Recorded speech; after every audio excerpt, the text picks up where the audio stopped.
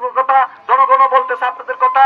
আপনাদের দিকে চেয়ার হয়েছে এই দেশের ডাকাইতের দেশ, এই দেশ কোনদিন হতে পারে না।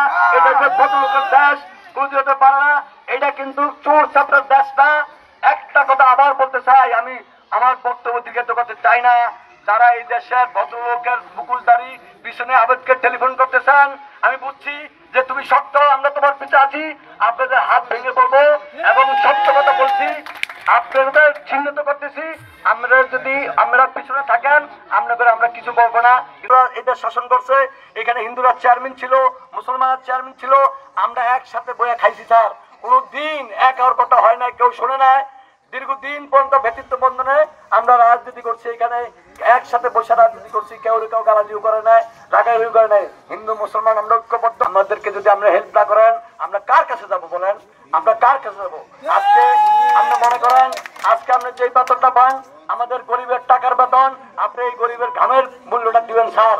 আমি বারবার প্রধানমন্ত্রী টিউনু স্যারের কাছে আকৃতি মিনতি করতেছি, স্যার আপনার দিকে জনগণ চেয়ে দিছে, আমাদেরকে বলতেছে জনগণ যে টিউনু স্যার ভালো লোক, যে আপনার স্যারের লগে আপনারা কথা বলেন, আমরা কথা বলতে চাই।